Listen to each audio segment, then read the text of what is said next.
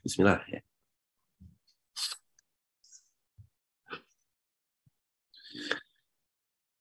Bismillahirrahmanirrahim. Bismillahirrahmanirrahim. Alhamdulillah, alhamdulillahi ala ihsani wa syukrulahu ala taufiqihi wa amtinani.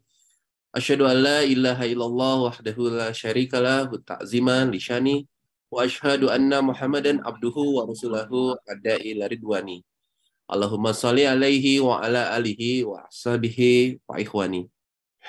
Alhamdulillah, pada pagi hari yang berbahagia ini kami dapat menemani sahabat HSI Berbagi bersama keluarga dalam program konsultasi kesehatan bersama Dr. HSI Berbagi dengan tema yang insya Allah bisa memberikan manfaat untuk kita semua. Dan semoga program ini bisa terus menemani sahabat HSI dengan berbagai tema yang menarik lainnya. Dan pagi ini tema kita adalah terapi diet dan mengurangi perut buncit. Sebelumnya kami informasikan jadwal konsultasi kesehatan untuk beberapa pekan ke depan di bulan November 2022 bisa kita lihat bersama pada layar di monitor. Atau lebih lengkapnya kita bisa langsung klik pada link dokter.hsi.id. Alhamdulillah bersama kita telah hadir seorang dokter sebagai narasumber pada pagi ini yang insya Allah akan membahas tema yang sangat menarik yaitu terapi diet dan mengurangi perut buncit. Baik, langsung saja kita lihat profil beliau pada layar monitor.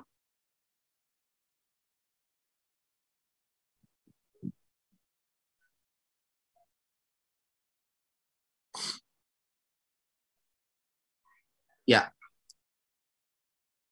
beliau adalah Dr. Syuma Adi Awan, MKes SPGK. Nama Dr. Syuma Adi Awan, MKes SPGK, usia 47 tahun, domisili di Denpasar, status menikah dengan 3 anak, riwayat pendidikan 2002, S1 UWK Surabaya, S2 2015 di Unhas, SPGK 2016 di Unhas, kemudian konsultan nutrisi penyakit kritis 2021, 2018 sampai sekarang masih studi S3 di UNUD. Tempat praktek beliau di RSUP INGN Ngurah. Baik, langsung saja. Dan beliau juga sudah hadir di tengah-tengah kita. Assalamualaikum, ahlan wa sahlan, Dok. Waalaikumsalam, terima kasih telah diundang. Alhamdulillah. Baik, Dok. Pagi ini tema kita sangat menarik sekali. Perut buncit merupakan salah satu masalah yang kerap dialami sebagian besar orang ya, Dok ya. Betul. Ya, penumpukan lemak di perut, lemak visceral ya mungkin namanya. Terus termasuk salah satu penyebab perut buncit. Kondisi ini dapat dialami siapa saja, bukan orang bahkan orang kurus sekalipun gitu, Dok. Beragam faktor penyebab perut buncit seperti perubahan hormon di dalam tubuh, kemudian hingga kebiasaan sehari-hari yang diremehkan.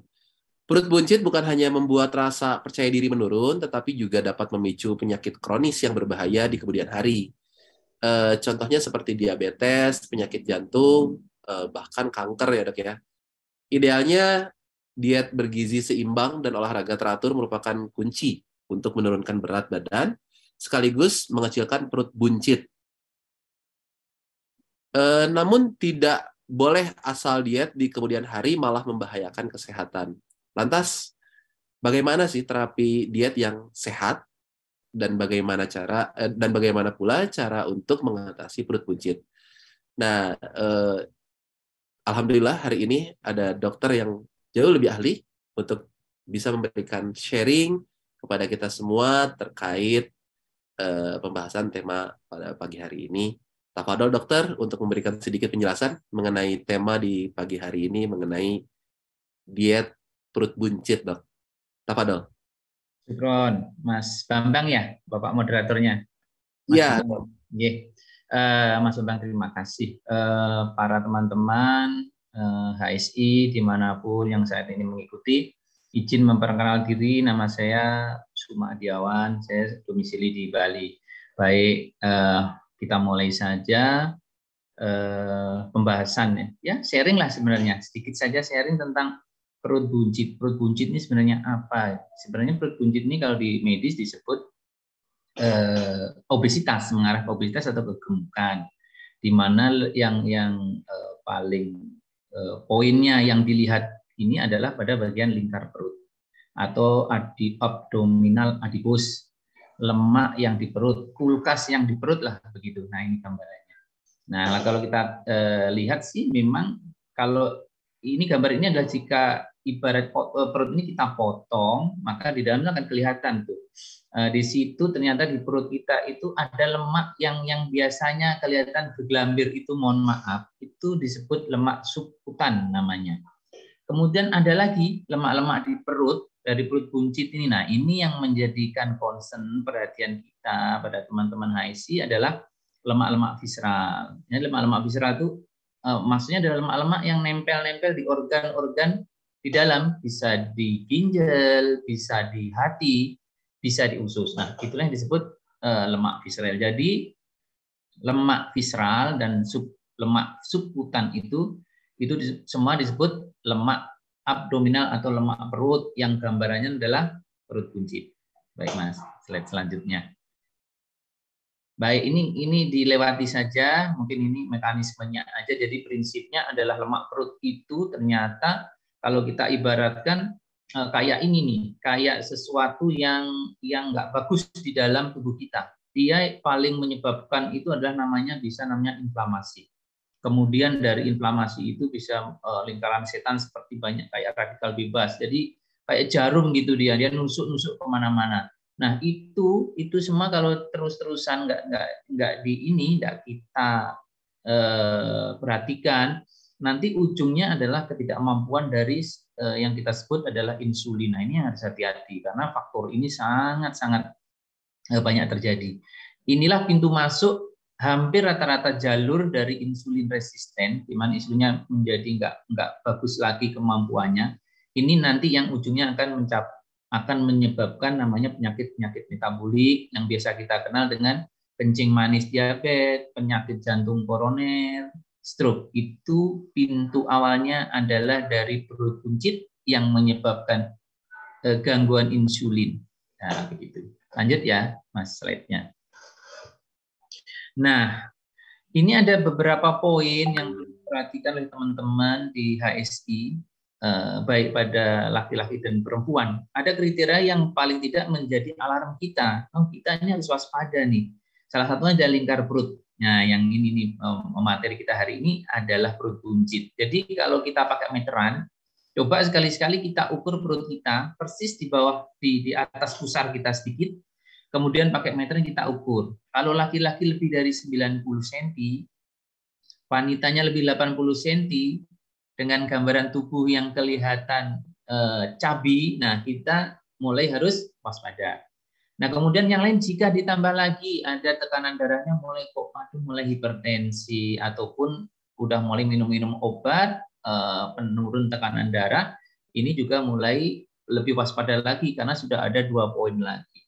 Jika tertambah lagi dengan pemeriksaan kolesterolnya, di mana kadar triacylglycerol atau TG-nya lebih dari 150 dan HDL-nya kurang dari 40, ini sudah ketambahan lagi, risikonya menjadi bertambah banyak.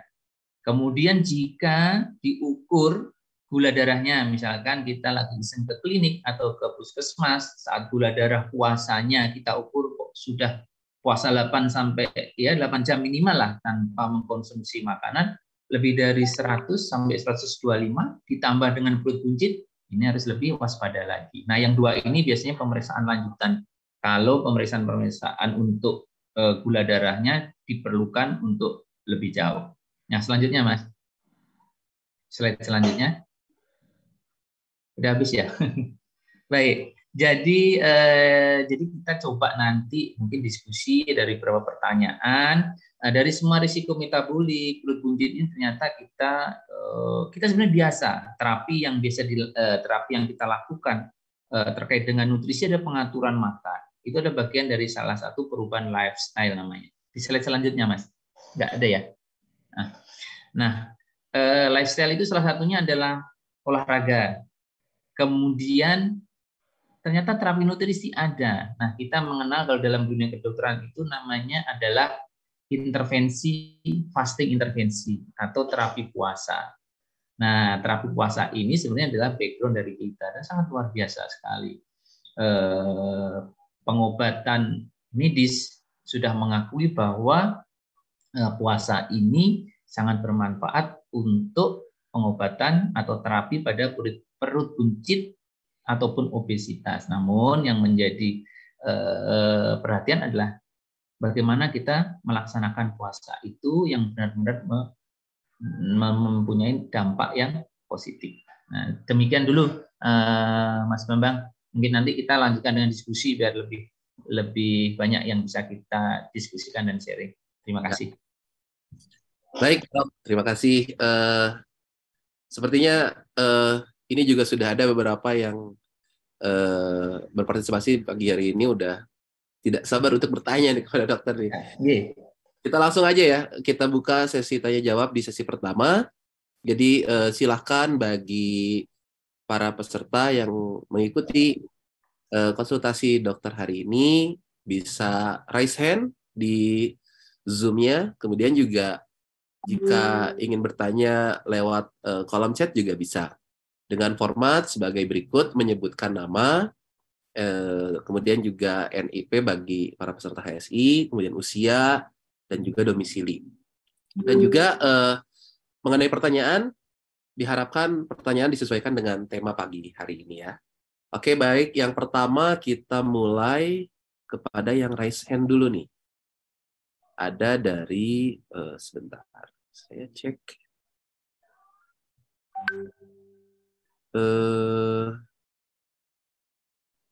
Sebentar, belum muncul. Oh, yang pertama dari Ibu Latifah. Ibu Latifah. Wah, ini langgaran nih Ibu Latifah. Saya coba. Nggak bisa. Bentar ya. Sudah Mas Bambang, sudah. Oke. Ya. Assalamualaikum. Ya. Assalamualaikum warahmatullahi wabarakatuh, Mas Bambang, Dokter Suma. Kebetulan Dokter Suma kita sama-sama dari Bali nih. Saya dari Denpasar, Bali. Umur 62 tahun nanti insya Allah bulan Desember. Mungkin yang pertama saya mau tanya dulu, mungkin jangan ketawa Mas Bambang sama Dokter Suma. Saya akan nanya yang non medis dan non saintis. Saya punya observasi pribadi ya, saya tapi sering ngomongin sama teman-teman. Kenapa perut buncitnya laki? Ini kita nggak ngomong penyakit dulu ya. Kenapa perut buncitnya orang laki sama perut buncitnya perempuan beda?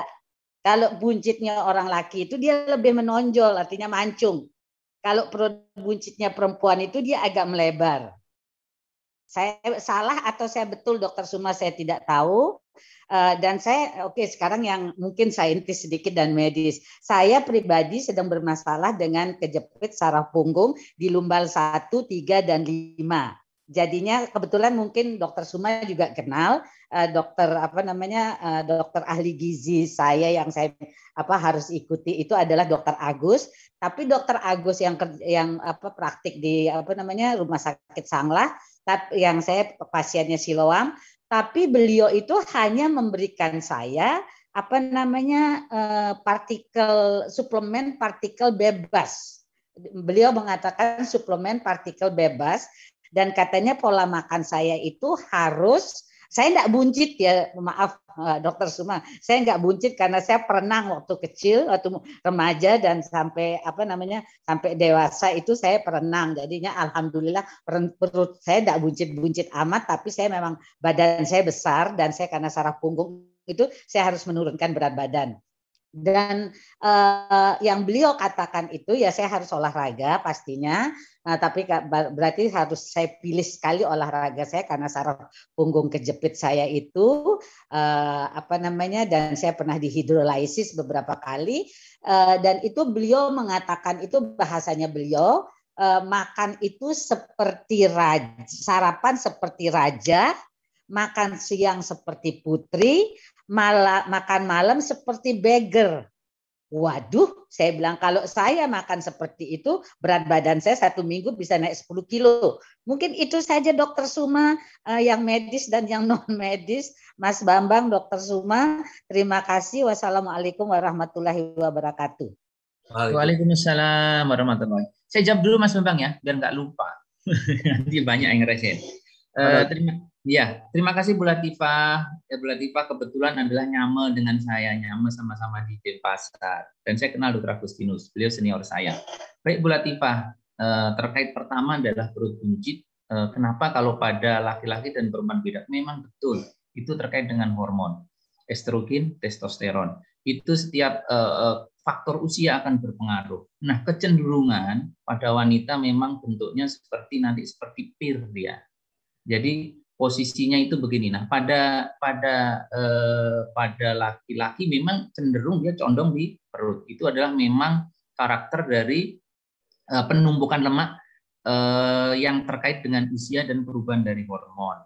Nah, itu nanti mungkin pembahasannya kita mungkin perlu waktu lain untuk membahas itu. Nah, terkait dengan saraf terjepit tadi, memang Bu Latifah bahwa salah satu yang terkait dengan nutrisi tentang saraf terjepit jelas bahwa saraf itu bagian punggung yang merupakan rangka dari penyangga tubuh yang juga termasuk besar. Tentunya itu juga pasti akan dikaitkan dengan berat badan. Nah, biasanya secara umum jika memang berat badannya agak berlebih, memang kita atur pengaturan dietnya.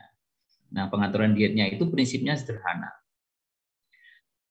Apa yang kita makan dan apa yang kita keluarkan, keseimbangan itu harus sama. Nah, itu tentunya nanti akan menghitung dari kebutuhan kita. Jadi kebutuhan setiap orang pun berbeda-beda. Ibarat mobil itu cc-nya memang beda-beda. Ada yang cc-nya 1.500, ada yang 2.000. Nah, itu yang menentukan kebutuhan makan kita atau kalori kita. Nah, kalau dilihat dari sana, ternyata kita perhitungannya adalah agak berlebihan dalam beberapa akhir ini, ya tentunya kita akan menyesuaikan dengan kebutuhan sesuai dengan berat badan jika memang berat badannya itu berlebih. Jadi kalau kita melihat dari ketentuan bahwa berat badan berlebih atau tidak, itu memang kita yang paling umum adalah menggunakan indeks massa tubuh. Jadi berat badan dibanding dengan tinggi badan. Tentunya secara umum, ya. Jadi kalau dari Dr. Agus menyatakan, oh pagi sarapannya seperti raja, siang sarapannya seperti putri, malam seperti beggar. Nah, mungkin saya memberikan pandangan yang sebenarnya sama. Prinsipnya adalah keseimbangan kalori. Tapi begini, kita dalam mengatur diet makanan, jangan lupa ada namanya tubuh kita itu mempunyai hormon kita itu ternyata mempunyai waktu-waktu tertentu. Jadi kalau pagi hari karakternya itu adalah hormon yang dipakai untuk aktivitas memang. Sehingga namanya adalah anabolik hormon. Nah, itu disebut namanya hormon-hormon insulin. Itu mulai dia akan naik. Hormon-hormon insulin itu tentunya akan naik. Sehingga Dr. Agus tidak betul jika menyatakan bahwa di pagi hari bagusnya adalah dengan mengkonsumsi makanan yang agak lebih banyak, begitu. Nah, di siang hari mulailah hormon-hormon karena karakter tubuh kita memang secara sunatullah kita memang dipakai untuk aktivitas sebenarnya. Secara umum ini aktivitas sampai di malam hari nanti hormon-hormon yang untuk bekerja, untuk ngegas itu akan mulai turun digantikan hormon-hormon yang memang dipakai fase untuk tubuh kita untuk rileks. Nah, salah satunya mungkin nanti akan keluar melatonin dan seterusnya. Nah, kortisol sama yang lain-lainnya itu mulai turun di malam hari.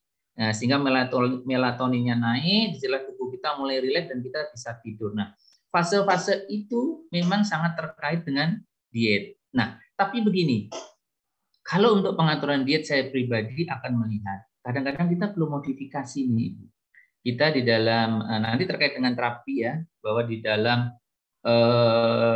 dalam kita di Muslim itu sudah terbiasa dengan melakukan puasa sebenarnya, baik itu sunnah maupun wajib.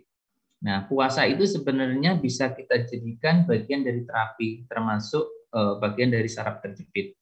Karena pada kondisi ibu sakit tulang belakang itu inflamasinya akan tinggi. Nah, diharapkan dengan berpuasa itu kita akan mengurangi beberapa makanan ibu, terutama yang mempunyai efek inflamasi. Yang paling sering yang kita abai adalah makanan sumber gula murni. Itu harus kita hindari. Gula murni ya gula yang biasa kita konsumsi, ataupun karbohidrat. Karena karbohidrat itu nanti akan menghasilkan gula juga pada ujungnya. Sehingga itu perlu sekali bahwa kita kurangi, sehingga inflamasinya akan menurun di tubuh kita. Nah, itu pasti akan membantu untuk menurunkan, satu, tentu efeknya adalah pengurangan berat badan. Yang kedua adalah faktor inflamasi. Jadi mungkin itu dulu mungkin ya, Bu Latifah, yang bisa saya jelaskan. Jadi konsepnya adalah kalau saya pribadi mencoba menyarankan dengan berpuasa, ngatur jadwal makannya, kurangi gula, dan proses pemasakan yang ada 3 nih. Ada gula, ada tepung, ada pemanasan tinggi. Ini coba dihindari. Ini karena inflamatori banget. Cepat sekali tubuh kita menghasilkan inflamasi, radikal bebas, dan itu menambah biasanya ini sakitnya kita jadi bertambah meskipun tidak secara langsung. Begitu sementara itu. Terima kasih. Syukron Dokter Suma. Iya. Baik, kita lanjut ke yang ingin bertanya berikutnya dari Safrul. Boleh dari Safrul mungkin. Bisa open mic langsung.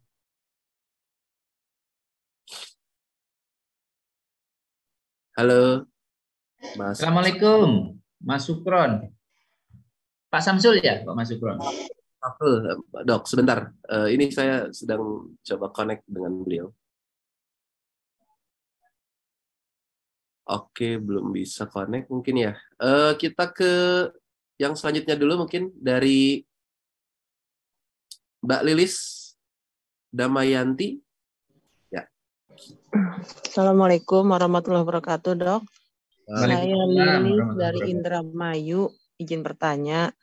Usia saya 44 tahun, berat badan saya 93 kilo. Tahun 2019, berat badan saya 70 kilo, Dok.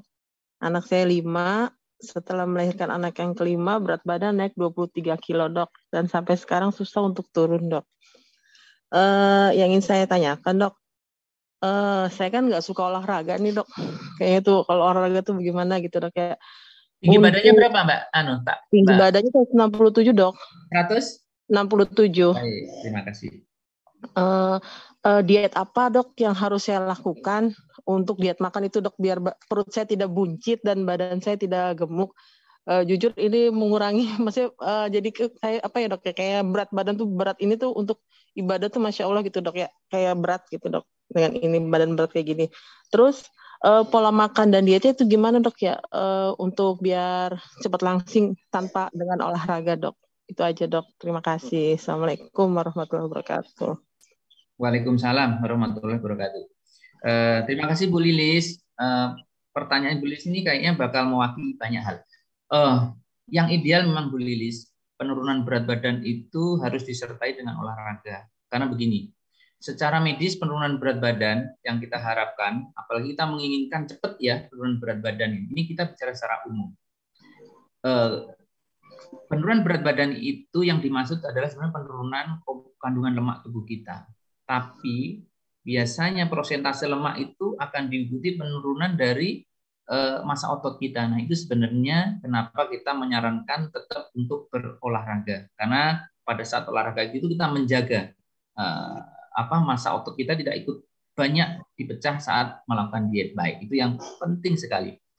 Nah, Bu Lilis menyampaikan saya nggak bisa olahraga, Dok. Baik, ada caranya agar kita tetap bisa menurunkan berat badan, tapi dengan menjaga massa otot kita tidak kurang. Prinsipnya tetap kembali bahwa kita mengurangi asupan kalori.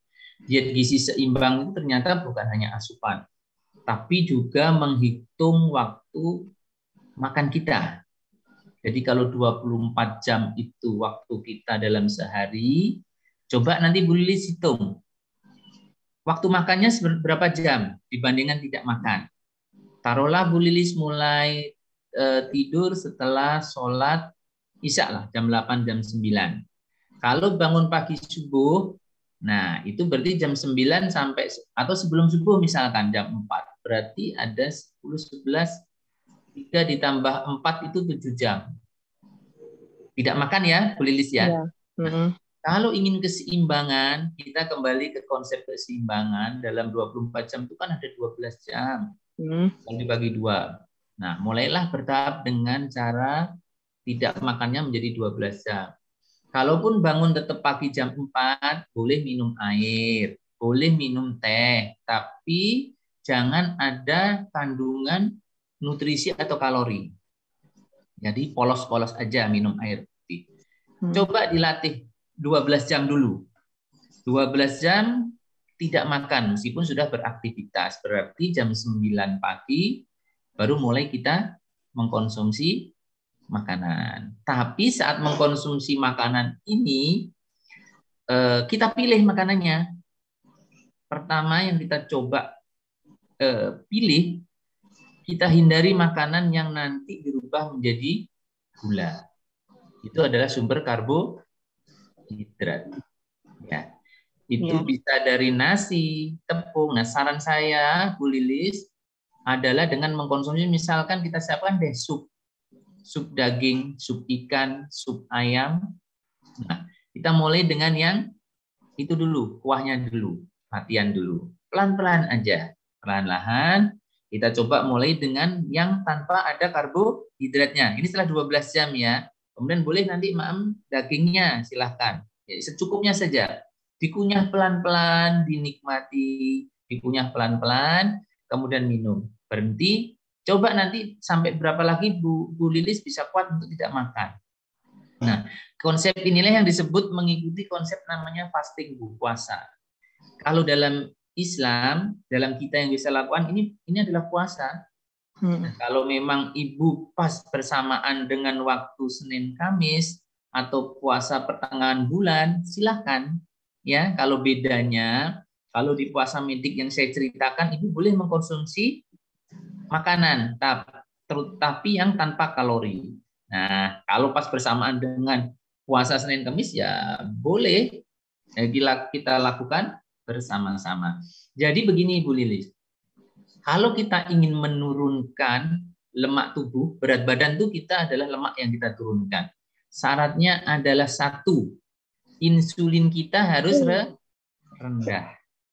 Nah, insulin yang tinggi atau kita mengharapkan insulin yang rendah itu jangan dikasih bahan bakar untuk nyalain insulin. Bahan bakar insulin itu adalah gula.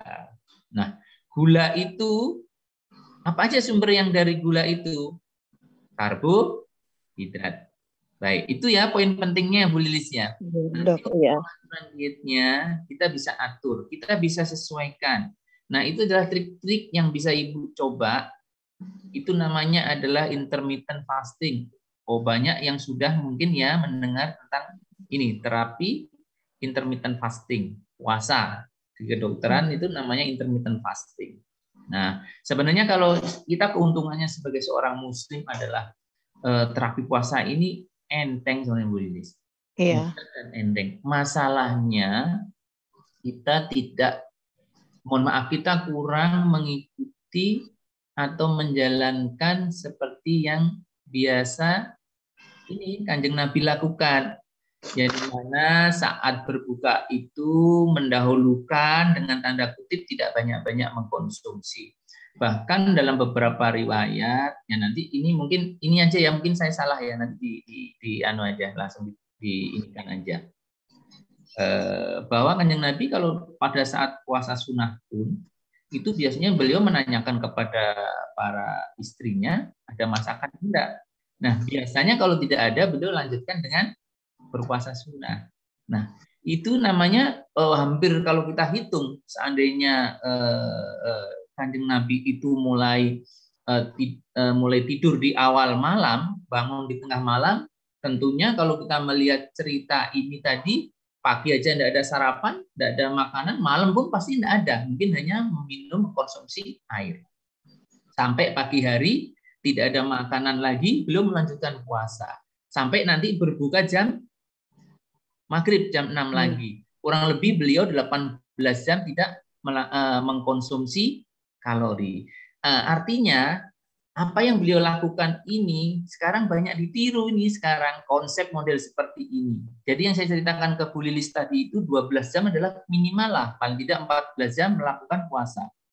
Nanti semakin terlatih, tubuh kita semakin toleransi, semakin mampu menyesuaikan, semakin kita perpanjang waktu berpuasanya. Seperti Kanjeng Nabi tadi 18 jam beliau tidak mengkonsumsi. Ya, itu namanya intermittent fasting yang orang kenal dengan nama 18-6 atau yang lebih ngetren zaman dulu disebut window, ada namanya jendela makan dan jendela puasanya. Itu ya Bu Lilis ya. Kira-kira. Dokter Vincent, ya. Satu lagi ini. Tadi kan Baik. untuk mengkonsumsi sop daging, ikan, dan ayam. Itu Ya. untuk konsumsi sop daging kayak gitu, apanya yang dimakan dok? Dokter bilang tadi karbohidratnya nggak usah dikasih karbohidrat ya dok ya? Betul. Ayamnya nanti dagingnya. Hanya airnya saja atau sama sayur-sayurannya dok? Nah, ingat tadi prinsip menurunkan berat badan adalah insulinnya tidak naik. Insulin naik kalau ada gula. Gula itu adalah sumber dari karbohidrat. Karbohidrat itu bisa dari karbohidrat utama, nasi, tepung, gandum, kuiker, nasi merah, nasi coklat, nasi hitam, nasi hijau, nasi uduk, nasi padang, dan lain-lain. Kemudian ada dari lauk nabati, tahu, tempe, karena bahan dari kedelai. Berarti ada karbohidratnya. Atau dari buah dan sayur. Semua itu ada karbohidratnya. Kalau ingin memperpanjang tadi, menurunkan fase untuk pemecahan lemaknya, harus insulinnya dalam kondisi rendah. Nah, itu harus tidak ada asupan karbohidrat. Nah, makanya saya sarankan, ini triknya mengkonsumsi. Kan nggak kuat nih, masih awal-awal. Aduh dong, nggak kuat saya, sudah 12 jam. Baiklah, boleh. Minum dulu kaldunya. Coba Bu, kaldu dan air disirup. Enak kok rasanya. Terus cara mengakalinya kalau biasa dengan manis, karena lidah kita kalau sudah kena manis ini kecanduan. Pakai gula diabetasol sama teh atau air putih, boleh kasih es, kasih gula diabetasol. Biar manisnya membohongi lidah kita. Biar kita sudah, oh iya, saya sudah ada nih asupan gula yang masuk. Kita akali ini kita yang sensor yang di atas ini, biar nanti nggak nyuruh perut kita untuk harus makan gitu. Nah, itu salah satu. Jadi hanya sup dan daging saja. Baiknya yang bagus itu adalah daging ikan atau putih telur. Oh iya dok. Syukron jazakallahu khairan dokter. Assalamualaikum. Jazakillah. Baik, dokter, Masya Allah nih banyak sekali yang bertanya di pagi hari ini. Tapi sebelum kita lanjut, ini ada sedikit promo dari HSIB. Betul, Mas Mbak. Sebelum kita melanjutkan ke pertanyaan berikutnya, mari kita simak terlebih dahulu program dari HSI Berbagi. HSI berbagi kebaikan, berbagi kebahagiaan. Coming soon, program Lariba adalah program HSI Berbagi yang bertujuan untuk membantu peserta aktif HSI yang terjerat riba dan mengalami kesulitan untuk terlepas darinya. Bantuan berupa pelunasan utang pokok dan termasuk kategori kredit macet, 180 hari kerja, dengan syarat-syarat yang telah ditetapkan. Saat ini program ini masih dalam tahap penyempurnaan. Yuk, dukung terus HSI Berbagi dengan program-program yang ada di dalamnya. Bersama HSI Berbagi, mari bantu saudara kita yang membutuhkan dalam program Lariba dengan memberikan infak donasi terbaik melalui rekening Bank Syariah Indonesia (BSI) dengan nomor rekening 7127695177 atas nama HSI Abdullah Roy Berbagi. Mengenai info dan pertanyaan, silakan langsung menghubungi CS HSI Berbagi di nomor 0822 1999 2300. Baik, kita lanjutkan kembali ke sesi pertanyaan tanya jawab di sesi kedua ini. Kita setelah ini coba kita baca dulu satu pertanyaan dari kolom chat ya dok ya. Setelah itu nanti kita balik lagi ke yang raise hand. Yang sudah masuk dari kolom chat, yang pertama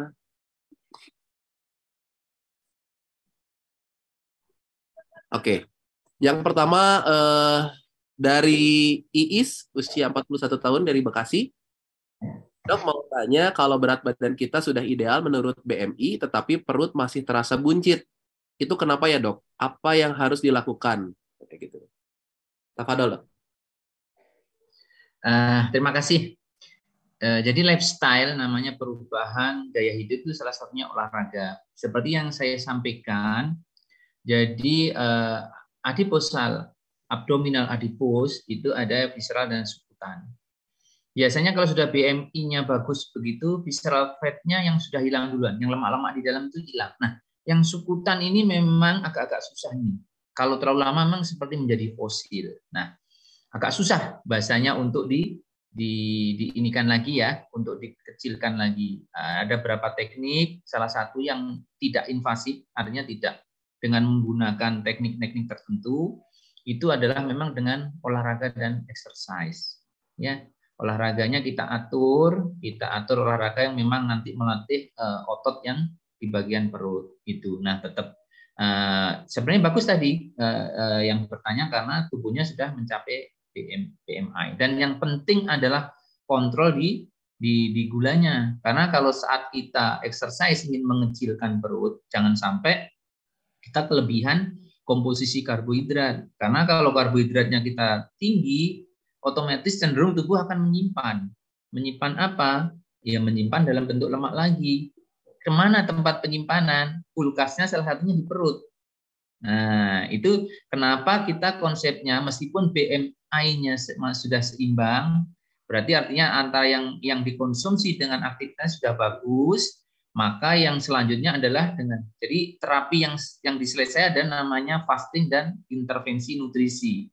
Ya, jadi saran saya adalah dengan melatih mengkonsumsi makanan yang rendah karbohidrat dan sambil berolahraga. Tentunya harapannya nanti itu akan mengecilkan dari subkutan dari kita. Ya, kemudian kalau teknik invasifnya ada biasanya dengan disuntik, namanya ada teknik disuntik dengan sejenis kayak protein vitamin tertentu agar dia bisa mengecil. Cuma itu sakit. Coba dulu dengan aktivitasnya, coba dengan melatih. Silahkan bisa dibuka di media-media online atau di YouTube teknik untuk melatih untuk mengecilkan perut. Nah, cuma dari nutrisi adalah dengan mengurangi asupan gula karbohidrat. Gitu, Mas Bambang. Sementara. Terima kasih. Baik dok. Nah, kita kembali lagi ke yang sudah raise hand. Oh, kebetulan. Ya, kebetulan juga ada Pak Isan di sini. Mungkin kita coba unmute. Mungkin Pak Isan ada yang mau ditanyakan kepada dokter. Ya. Masya Allah. Assalamualaikum. Waalaikumsalam warahmatullahi wabarakatuh. Ya, Masya Allah. Sebelumnya saya mengucapkan terima kasih ya Dokter Suma berbagi bersama kita. Masya Allah, saya senang sekali itu. Dan ini ibarat apa ya, pucuk dicinta ulam tiba. Kemarin itu saya ngobrol sama Mas Mujiman gitu itu. Beliau adalah direktur program di HSI Berbagi gitu. Kalau bisa konsultasi itu ya, ada yang bahas tentang masalah bagaimana mengecilkan perut buncit. Ada hadir langsung gitu. Masya Allah.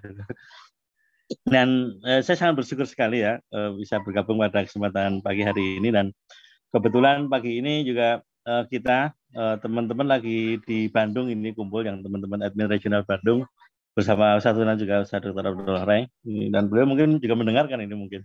lewat YouTube. Saya Ya, berterima kasih Pak Ihsan sama Ustadz Roy ini banyak kayaknya nggak bisa dibales Ustadz Roy ini ilmunya yang selama ini saya ini. Dokter Suma tinggal di Jogja kah? Alhamdulillah saya di Bali. Oh di Bali. Oh iya. Asli Bali nggih? Aslinya saya Tuban, tapi mulai 2003 sudah menetap di Bali. Oh iya. Semoga nanti ada kesempatan untuk kita bisa bersuah gitu. Insya Allah. Ini saya mau tanya Mas Bambang nih. Terima kasih kesempatan yang diberikan. Itu mau tanya ke Dokter Suma. Saya kan ini sekarang saya tinggi badan saya 168 lebih dikit lah, mungkin hampir 170 gitu. Terus tinggi badannya, berat badan sekarang ini 85. Naik turun sih gitu. Dan naiknya itu pelan-pelan gitu, dan untuk keturun itu sulit, Dok. Untuk turun itu sulit gitu. Pernah beberapa waktu yang lalu itu tuh saya diajaki program diet gitu tuh. Cuman dietnya agak ketat sih, cuman ya lumayan di badan nyaman itu saya turun sampai 3 kilo gitu dalam waktu 2 minggu gitu. Terus kemudian qadarullah ya berhenti begitu saja gitu, dan berat badan kembali merangkak naik gitu pelan-pelan gitu sampai sekarang kembali ke 85 lagi gitu. Dan kemarin waktu saya kan sama teman-teman di Aceh itu ya dengan banyak aktivitas ya mungkin ya.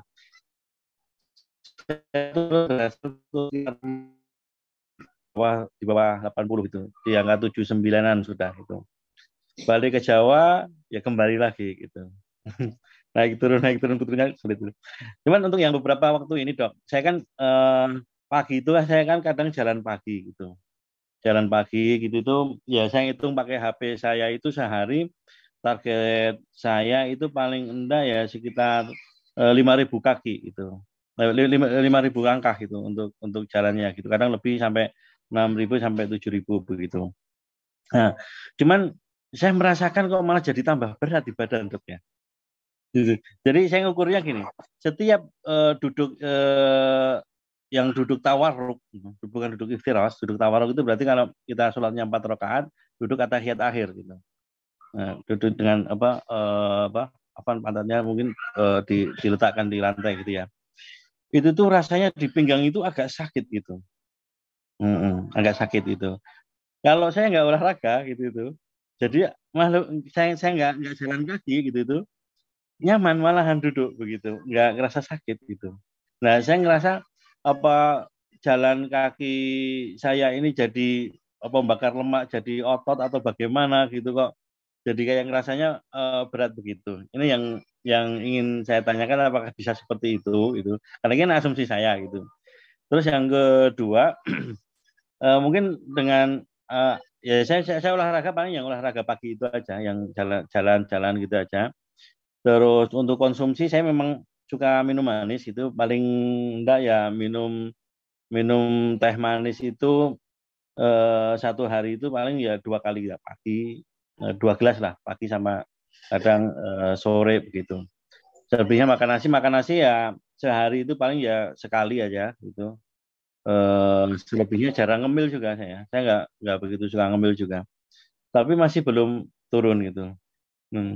Itu bagaimana tipsnya gitu, dan mungkin nanti bisa dibikin kelas Dok ya gitu. Setelah ini mungkin ya dibikin kelas untuk teman-teman yang mereka ingin punya program mengecilkan perut itu bagus sekali gitu. Kalau misalnya ada kelasnya itu, Masya Allah. Nanti dibikin kayak HSI bisa Dok gitu. Insya Allah. Baik, begitu pertanyaan saya Dok. Terima kasih banyak Mas Bambang dan Dokter Suma. Baik, Pak Ihsan. Dokter mungkin. Terima kasih Pak Ihsan.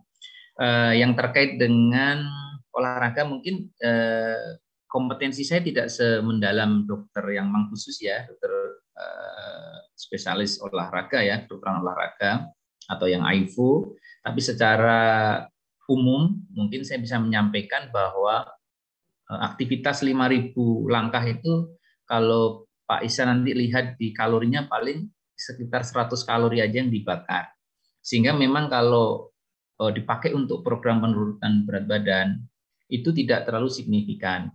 Tapi manfaat lainnya yang banyak. Misalnya, dimana kita saat melakukan olahraga itu tentunya otot-otot kita akan dilatih untuk berkontraksi. Nah, itu secara medis itu membantu insulin kita menjadi lebih bagus. Artinya insulin kalau bagus, kalau ada makanan cepat dia pergunakan dalam sel dan dibakar. Nah, itu yang pertama. Yang kedua, Pak Ihsan, kalau kita jalan-jalan setiap pagi olahraga itu ada efek senang, bahagia. Nah, ini yang membedakan konsep terapi puasa fasting secara kedokteran dengan di dalam Islam. Di dalam puasa yang kita lakukan sunnah. Karena kalau di dalam sunnah itu kita pasti mendapatkan ketenangan. Nah, itu yang belum tentu bisa dipakai pada orang yang melakukan program penurunan berat badan dengan menggunakan fasting mitik. Bahkan dia bisa gelisah, nggak nyaman karena nggak makan saya biasanya makan. Nah, itu sebenarnya keuntungan umat muslim sebenarnya untuk menjalankan terapi penurunan berat badan dengan puasa. Nah, sebenarnya yang menjadi masalah adalah kadang saat kita selesai melakukan puasa, saat kita berbuka, kadang-kadang mohon maaf saat berbuka ini kita kelebihan dan yang kita pilih, menu yang kita pilih pertama ini kebanyakan lebih di kandungan gulanya. Nah, itu sebenarnya yang menjadi kurang optimal. Sehingga kalau kita merujuk kembali sebenarnya prinsip dari puasa sendiri bahwa saat kita melakukan pembatalan puasa, kita segerakan adalah tidak banyak. Kita aktivitas lagi. Sebenarnya kalau kita menurut secara medis, hal ini sangat-sangat fisiologis. Karena cukup secukupnya diberikan asupan, tidak sampai spike insulin, sehingga waktu kita melakukan puasa, ini sudah kita menginjak ke terapi puasanya ya Pak Ihsan ya. Sehingga saat kita membatalkan puasa karena bagian sunnah untuk mendahulukan menyegerakan puasa, tadi tidak banyak. Sehingga kita ada masuk asupan, insulinnya nggak naik. Nah, ini konsep utama dari penurunan berat badan adalah jangan sampai insulin ini naik tinggi. Karena begitu dia naik tinggi, jadi tubuh kita ini seperti punya dua mesin. Satu mesin yang menggunakan gula, satu mesin yang bukan menggunakan gula. Nah, lucunya ini Pak Ihsan, mohon maaf, saya sering menganalogikan kepada ini pasien-pasien saya. Ini kayak istri pertama dan kedua ini. Jangan bersama-sama ini, nggak akur, nggak bisa. Begitu, tak bercandain begitu. Kalau ada sumber karbohidrat, mesin satu yang untuk membakar lemak itu akan stop ya. Begitulah fisiologis tubuh kita. Sunnahnya begitu. Dia akan menggunakan gula yang dia pakai terus. Nah, gulanya dipakai sehingga saat begitu ada lemak yang masuk, lemaknya ini yang jadi jahat jadinya. Padahal sebenarnya konsepnya tidak ada makanan yang nggak boleh dimakan selama halal. Tapi lemak ini nanti dia disimpan dulu, nggak dipakai dulu. Nah, nyimpennya adalah di tempat-tempat penyimpanan lemak namanya sel adiposa. Salah satunya adalah di perut, di paha, di pipi. Nah, itu kenapa kembali lagi sebenarnya kalau saya ke pasien-pasien saya sampaikan. Dok, saya puasa ini sudah Senin Kamis, ayam multi, kemudian puasa yang lain-lain saya hitung hampir separuh hari beliau itu melakukan puasa. Bahkan ada yang puasa Daud, tapi kok berat badannya saya kok tetap dok baik. Mari kita sharing. Nah, kemudian saya sarankan coba sekarang cara berbukanya yang kita kembali kepada sunnah lagi. Di mana kita makan secukupnya di saat berbuka, lakukan aktivitas 1 jam 2 jam kemudian kita baru melakukan makan besar. Nah, pemilihan makan besar kembali lagi. Kita minimalkan yang sumber karbohidrat, gula murni kita hindari. Ya mohon maaf, kolak-kolak dengan gula santan, kemudian sirup-sirup yang terlalu manis ini kita hindari. Coba dengan air putih. Atau kalau enggak kita bisa menggunakan air kelapa. Air kelapa itu juga cukup elektrolitnya, karena pada saat kita puasa, kita cairan dan elektrolit kan harus kita cukupi. Air kelapa kalau kurang manis, tambah lagi dengan gula diabetasol. Itu akan mengurangi jumlah kalori yang kita makan dan membiarkan tubuh kita untuk membakar lemak. mesinnya biar tetap jalan. Mesin lemak yang kita sudah melakukan puasa, rata-rata kita puasa kan sekitar 12 jaman ya, 11 jam lebih ya puasa itu. Itu sudah mulai lemak itu dibakar. Nah, biarkan dia tetap membakar, di sisi lain kita tetap membatalkan puasa kita.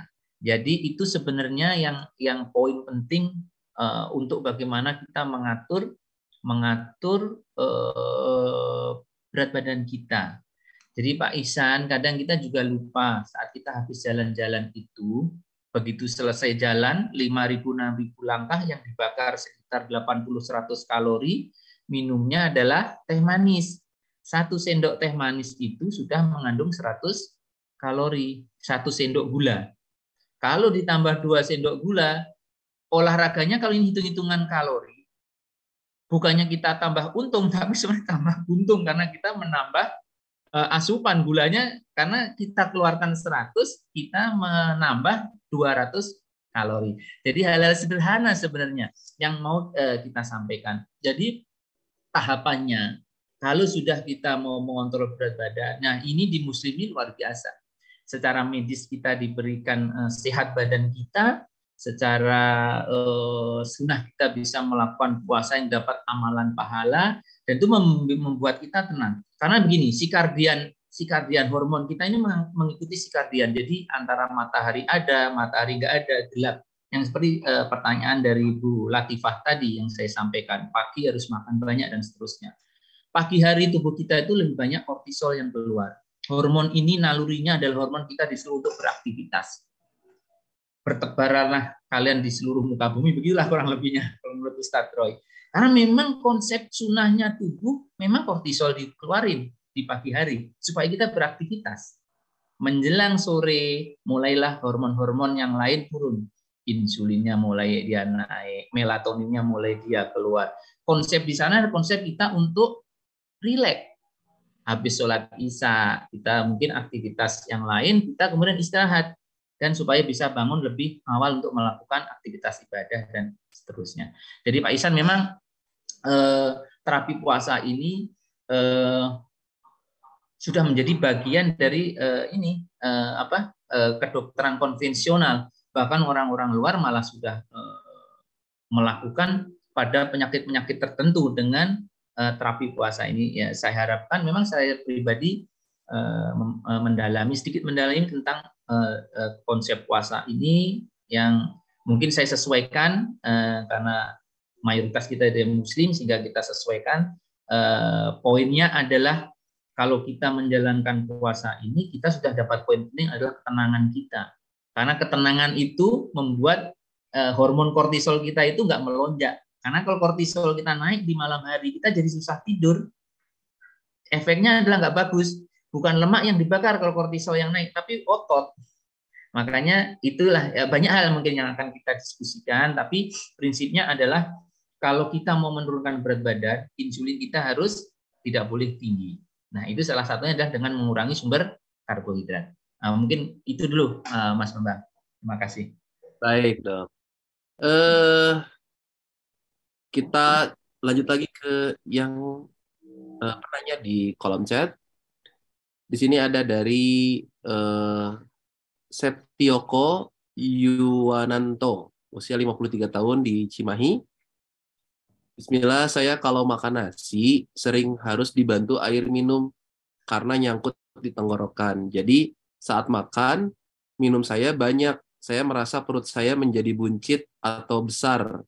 Apakah minum saat makan itu menjadikan perut buncit? Bagaimana solusinya dengan saya yang harus minum untuk mendorong saat saya makan nasi? Jazakallah khairan. Bagaimana katanya, Dok? Apakah minum juga ikut membantu? Masya Allah.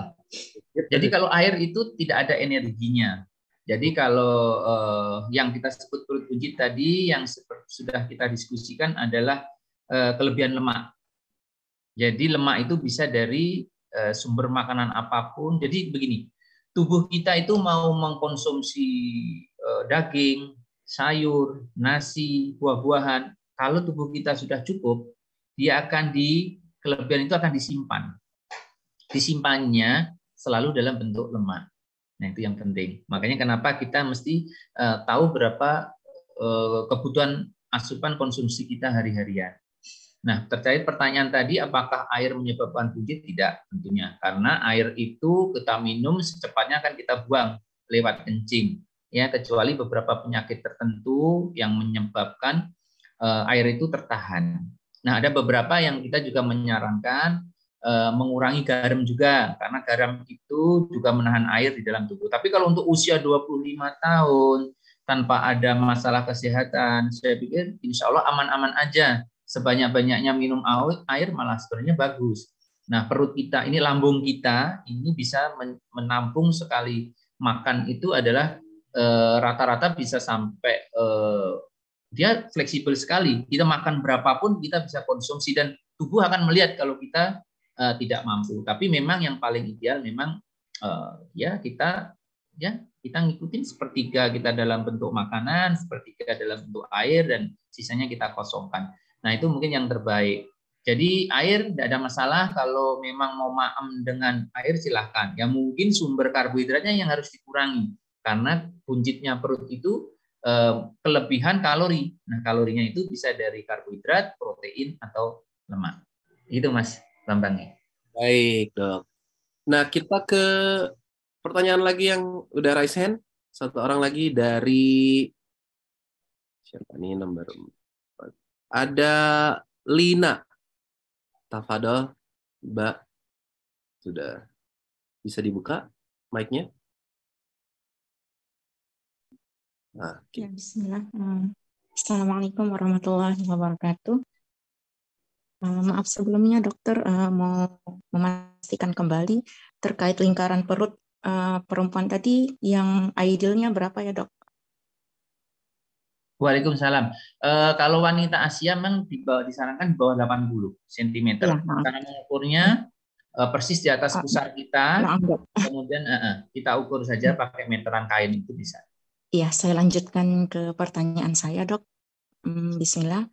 Semoga pertanyaan saya ada kaitan dengan materi yang dibahas hari ini ya, dok. Kalaupun mungkin tidak terkait, mungkin bisa dibantu jawabkan dokter. Syukran sebelumnya. Nama saya Lina. Tinggi saya 159 dengan berat badan terakhir 49 kilo. Usia saya 40 tahun. Cuma saya ada terbaru, kolesterol saya cek itu 275. Ya, lebih kurang seperti itu, dok. Bentuk fisik saya kurus, ya boleh dikatakan kurus, dan tidak pernah mengalami naik berat badan di atas 50. Itu agak sulit, dok. Pernah sampai 54, tapi turun kembali. Pertanyaan saya, apakah kondisi perut juga kalau dibilang seperti lingkaran tadi tidak sampai 80 cm ke atas, di bawah 80 cm. Pertanyaan saya, dok, apakah bagaimana terkait kolesterol saya, badannya kurus, kemudian kolesterolnya tinggi, itu kira-kira kenapa ya dok? Maksudnya penyebabnya. Kemudian bagaimana solusi saya untuk menurunkan kolesterol saya? Sebelumnya saya sudah pernah coba minum habatus sauda, cuma tidak istiqomah.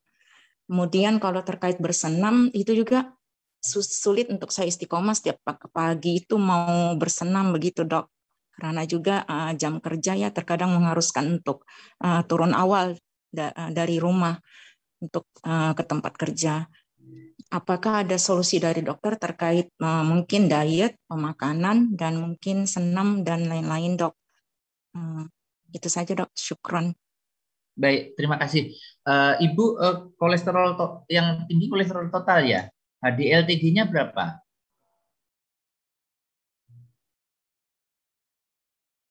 Baik, terima kasih. Ini memang kalau saya lihat sekilas, dilihat dari berat badan sama tinggi badan, malah berat badan ibu ini kurang. Tapi pertanyaannya adalah kolesterol saya kok tinggi ya, dok? Jadi begini, jadi di tubuh kita itu ada namanya kolesterol ini, bagiannya ada yang disebut HDL, ada yang disebut TG, ada yang disebut LDL. Nah, ini komponen daripada kolesterol tadi itu. Kalau kalau yang kita mempermudah adalah HDL itu yang bagus, kemudian TG dan LDL itu yang agak kurang bagus begitu. Nah, kemudian TG itu kalau yang tinggi dan kan kolesterol total. Kalau TG-nya tinggi, kemudian HDL-nya rendah, LDL-nya tinggi, HDL-nya rendah, ini memang salah satu risiko metabolik. Meskipun secara umum berat badannya ibu itu kurang. Nah, ini yang perlu nanti diperjelas dulu. Nah, kalau saya boleh menjelaskan, kalau biasanya TG yang naik itu menggambarkan asupan gula kita yang berlebihan di akhir-akhir. Di awal ini, terakhir-terakhir ini kita konsumsinya lebih banyak ke arah karbohidrat dan lemak. Nah, itu nanti yang mungkin perlu kita ngatur perubahan dari diet kita, ya.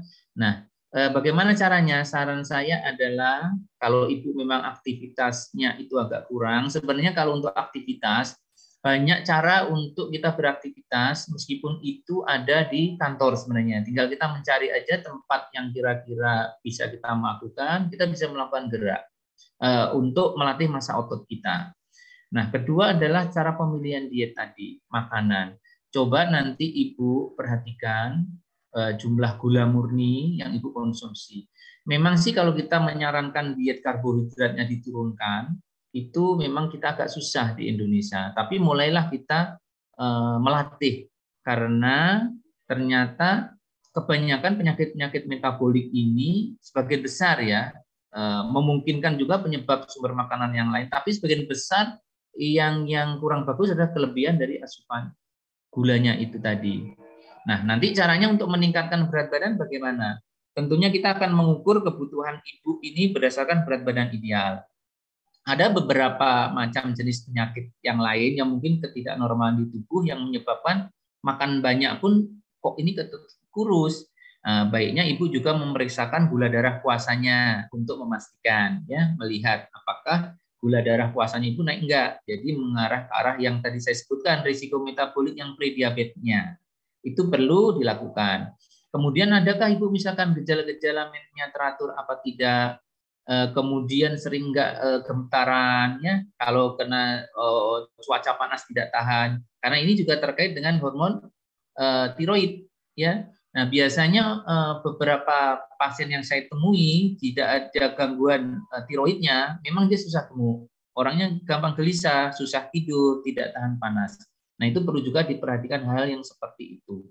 Namun secara umum kalau semua itu tidak ada, nah, kita menghitung nanti kebutuhan nutrisi dari ibu harian. Yang kedua adalah serendah mungkin mengkonsumsi karbohidrat dan jangan lupa istirahat yang cukup. Karena itu penting, ya.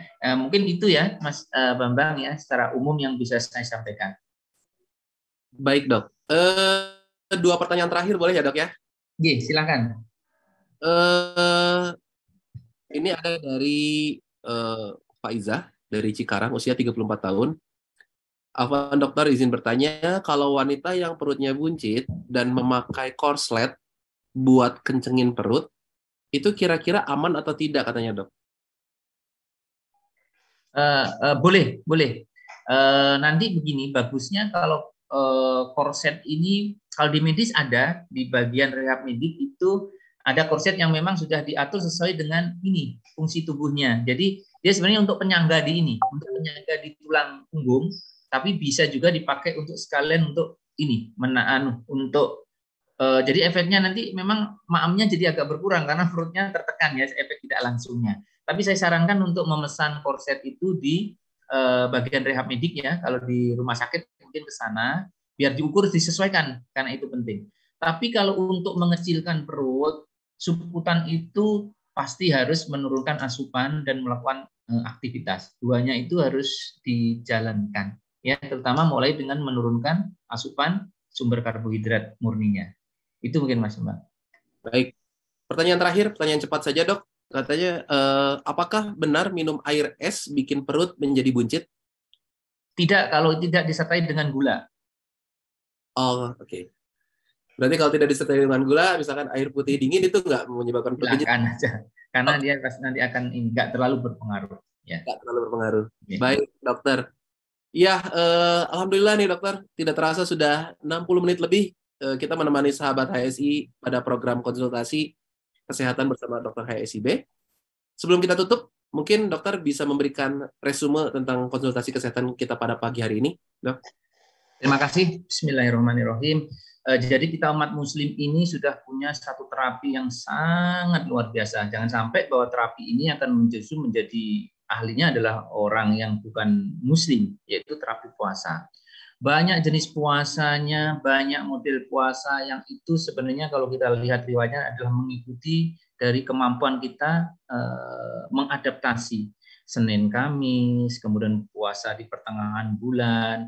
Nah, yang prinsipnya adalah itu semua melatih kita untuk mengembalikan lagi kebiasaan kita dari yang makan. Kalau sehari 24 jam, 12 jam paling tidak kita melakukan puasa, 12 jamnya untuk makan. Itu adalah simple, sederhana sekali poin yang harus kita perhatikan. Nah, untuk lebih lanjut tentang terapi puasa ini banyak yang kita lakukan. Itu pun bisa kita sandarkan kepada sunnah-sunnah yang kita bisa dengarkan dari guru-guru kita. Jadi pemilihan makan. Dan yang kedua yang penting dalam melakukan terapi puasa adalah jangan sampai puasa kita yang 12 jam itu dari sisi medis, kemudian saat berbuka kita lupa terlalu banyak mengkonsumsi jenis-jenis makanan yang tidak ada nutrisinya. Salah satunya adalah gula, karena gula tidak terlalu diperlukan oleh tubuh kita dalam jumlah banyak.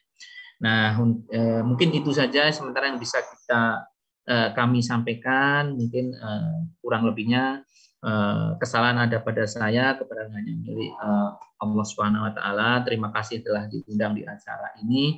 Saya juga berterima kasih kepada HSI yang selama ini telah banyak memberikan saya banyak sekali tentang ilmu agama. Mungkin yang saya tidak bisa membalas di sini saya menyampaikan kepada semua para yang mengadakan HSI ini. Terima kasih, jazakumullah khairan. Baik, baik dokter Syuma, kami juga berterima kasih atas waktunya dokter sudah ingin menyempatkan berbagi bersama kami semua. Karena antusiasnya cukup lumayan banyak sekali dokter ini, yang bertanya masih banyak yang belum bisa terjawab. Di kolom chat juga banyak, jadi afwan banget buat rekan-rekan semua yang sudah berpartisipasi. Tapi mudah-mudahan nanti bakal ada sesi selanjutnya. Insya Allah. Topik yang menarik juga yang nanti mungkin bisa disampaikan kembali oleh Dr. Syuma. Sekali lagi dokter, jazakallah khairan sudah menyempatkan waktunya menemani kami semua sahabat HSI pada pagi hari ini dengan tentunya memberikan banyak ilmu yang sangat bermanfaat. Dan juga kami sekali lagi menyampaikan jazakumullah khairan kepada para partisipan yang sudah hadir menyimak acara pada pagi ini, dan juga mohon maaf kepada para sahabat HSI semua yang belum bisa terjawab pertanyaannya. Mungkin bisa kita lanjut lagi di sesi berikutnya. Ya, semoga apa yang disampaikan dokter pada pagi hari ini bisa menjadikan manfaat untuk kita semua. Jangan lupa, jagalah selalu pola hidup sehat, makan, tidur, dan berolahraga dengan teratur. Selalu jaga hubungan komunikasi dengan orang terdekat, baik teman maupun keluarga. Jangan lupa juga untuk selalu mendekatkan diri kepada Allah Subhanahu wa taala dan selalu berbaik sangka kepada Allah atas takdir yang dihadapi. Bagi para sahabat semua yang memiliki kritik dan saran terkait program ini, dapat sahabat layangkan ke dokter.hsi.id. Dan baik, para sahabat semua, insya Allah kita akan bertemu kembali pada pekan mendatang di hari dan waktu yang sama dalam program konsultasi kesehatan bersama tim Dr. HSI Berbagi. Dan semoga Allah tetapkan menguatkan juga kita berjalan di atas manhaj yang lurus ini, serta menjadikan semua usaha kita berbuah pahala dan ampunannya. Saatnya saya pamit sebagai host, juga seluruh tim konsultasi kesehatan bersama Dr. HSI Berbagi yang bertugas pagi hari ini. Juga dokter akan pamit undur diri, dan kita tutup dengan doa kafaratul majelis. Subhanaka Allahumma wa bihamdika asyhadu alla ilaha illa anta astaghfiruka wa atubu ilaik. Wassalamualaikum warahmatullahi wabarakatuh. Waalaikumsalam warahmatullahi wabarakatuh. Syukran, jazakallah khair. Saya izin live ya, Mas Bambang ya. Recording stopped.